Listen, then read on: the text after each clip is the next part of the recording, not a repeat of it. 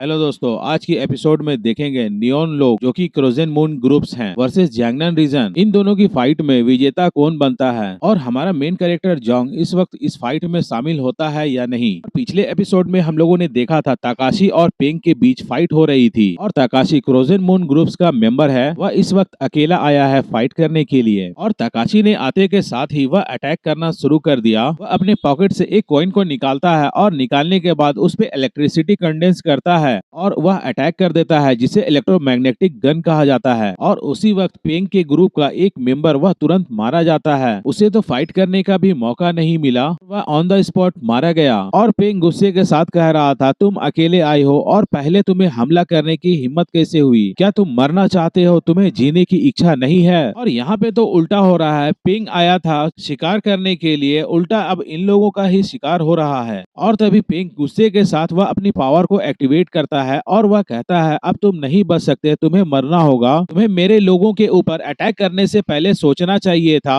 और जब तुम्हें मरने की इतनी ज्यादा जल्दी है तो मैं तुम्हारी इच्छा को पूरी कर देता हूँ। और पेंग ने जब अपनी पावर्स को एक्टिवेट किया तो उसकी शरीर फैलने लगे, वह बड़ा हो गया। उसकी हाइट और उसकी लंबाई सारा कुछ हुआ बढ़ चुका था। वह किंग कॉन्ग टेक्निक जो कि मॉन्क लोग यूज किया करते हैं जिसमें काफी खतरनाक पावर होती है। और पेंग ने जैसे ही वह अटैक करने के लिए तैयार हुआ तभी उसके कानों में एक ध्वनि सुनाई दी। वह तुरंत समझ गया कि ये ध्वनि काफी खतरनाक है, इस साउंड के वजह से हमारे लोगों को काफी ज्यादा नुकसान होगा। और तभी पेंग वह काफी गुस्से के साथ कह रहा था, धिक्कार है ऐसे शख्स पे, यह एक साइकिक एबिलिटी यूजर है। घटिया शख्स कौन कौन सी ट्रिक को जानता है, इसके पास और कौन कौन सी एबिलिटीज हो सकती हैं। और जैसे ही पेंग अपने साथियों की तरफ देखता है वह कहने वाला था कि अपने कान बंद कर लो, लेकिन उससे पहले उसके साथियों की तो हालत खराब हो चुकी थी। काफी डरे हुए आवाज में कह रहा था, सभी अपने कानों को बंद कर लो, जल्दी से अपने कानों को बंद कर लो। और पेंग जब ताकाशी की तरफ देखता है तो ताकाशी अब भी अटैक करने के लिए तैयार था। उसके हाथों से चरचराहट और बिजलियां निकल रही थी। ऐसा लग रहा था कि वह फिर से अटैक करने के लिए अपनी पावर को कंडेंस कर रहा है और रेल गन का अटैक करने वाला है। पेंग को अब काफी ज्यादा डर लगने लगा, उसकी हालत खराब होने लगी। वह सोच रहा था, अब मैं क्या करूं, इससे फाइट करना मुश्किल है। उसे अब मौत का एहसास होने लगा। हालांकि वह सैटेलाइट कम्युनिकेशन के थ्रू वह अपने सभी साथियों को और हेडक्वार्टर में भी बता चुका था, हमारा सामना एक दुश्मन से हुआ है। और लिनहाई सिटी के एक वेस्टर्न लोकेशन का सीन दिखाया जाता है। वहाँ पे भी जैंगनन क्षेत्र का सुपर पावर फेडरेशन का एक ग्रुप जिसे ली टानलोंग नाम का एक व्यक्ति वह लीड कर रहा था। ये जैंगनन क्षेत्र में ही यूंजू सिटी का एक लीडर है। वह सोच रहा था, क्या हमें मदद करने के लिए जाना चाहिए? हेइंग सिटी के लोगों पे अटैक हो गया है। वास्तव में वे लोग काफी बदकिस्मत हैं जो कि उन पे पहले हमला हो चुका है। क्या हमें वहाँ जाकर उन लोगों को सपोर्ट करना चाहिए? सुपर पावर फेडरेशन के सभी लोग लिनहाई सिटी में अलग अलग लोकेशन पे गए थे ताकि अलग अलग लोकेशन से सभी एक लोकेशन पे आकर मिलें और इन सभी को घेर लिया जाए। लेकिन रोनिन लोगों को तो पहले से ही पता था कि वे लोग कहां से आ रहे हैं, इसलिए वे लोग पहले ही से ही उस लोकेशन पे पहुंच गए। लिटियान लोंग वह सोच रहा था कि पेंग और उसके ग्रुप के लोग रोनिन लोगों की कुछ पावर्स को कम कर सके तो अच्छा है, हो सकता है वे लोग कुछ लोगों को मार सके। जहाँ तक बात है सपोर्ट की, तो मुझे नहीं पता उन्हें सपोर्ट की जरूरत है भी या नहीं, और सपोर्ट की जरूरत होगी तो हम लोग जा भी सकते हैं। और तभी लिटियानलोंग को भी ये एहसास हो गया कि उन लोगों के आसपास कोई है। वह जोर से कहता है कि कौन है, कौन शख्स है जो कि यहाँ पे है। और जिस जगह पे ये लोग छुपे हुए थे उस जगह पे तसुकामोटो वह एक तलवारबाज वह तुरंत उस रूम में चला आता है। वह एक प्रोफेशनल तलवारबाज है, वह काफी ज्यादा फास्ट था। वह किसी परछाई की तरह उस जगह पे आ जाता है और वह आते के साथ ही वह एक शॉट का एक स्लैश करता है। शॉट का स्लैश काफी खतरनाक था और पल भर में ही वहाँ के 5 लोग वह अचानक मारे जाते हैं।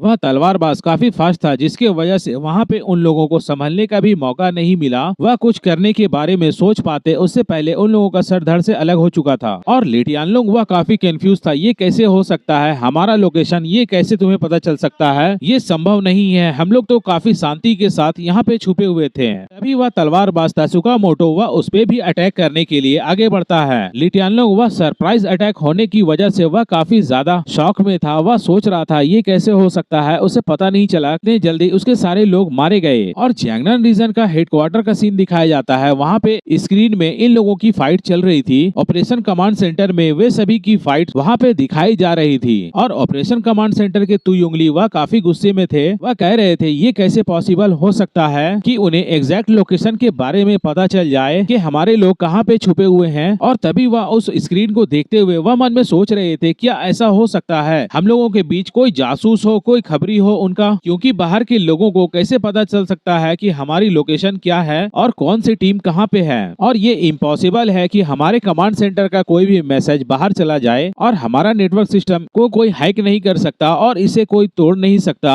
ऐसा कोई तरीका नहीं है जो कि हमारे मैसेज लीक हो सके। ऐसा हो सकता है रोनिन संगठन के लोग किसी के पास ऐसी एबिलिटी हो कि वह पूरी एरिया में क्या हो रहा है उसे देख सके, उसे पता कर सके। क्या कोई ऐसी पावर हो सकती है जो कि इतने बड़े एरिया को कवर कर सके। स्क्रीन में एक और ग्रुप की फाइट दिखाई जा रही थी और दूसरी तरफ एक और सिटी का लीडर ली गो कियांग, उसका सामना एक सूट पहने हुए एक व्यक्ति से होता है जो कि वह अकेला आया था फाइट करने के लिए। ली गो कियांग वह कह रहा था हम लोग 40 से 50 लोग हैं और केवल एक व्यक्ति हम लोगों से सामना करने के लिए आया है, संभवतः वह मारा जाएगा। वह सभी को फायर करने के लिए ऑर्डर दे देता है। वह स्नाइपर पकड़े हुए कुछ लोग तैयार होते हैं, उसमें स्पेशल बुलेट्स होती हैं जो कि म्यूटेंट्स को मारने के लिए यूज किए जाते हैं। वे सभी उसे मारने के लिए तैयार थे। वे लोग सोच रहे थे उसे पास आने भी नहीं देना है और उसे पहले ही मारकर खत्म कर देना है, इसलिए स्नाइपर पकड़े हुए लोगों को आदेश दिया जाता है। और गोंगयांजिन भी जानता था कि हमारे ऊपर गोलियों से अटैक होने वाला है, लेकिन फिर भी वह भागा नहीं, वह डरा नहीं, वह स्टिल वहीं पे खड़ा था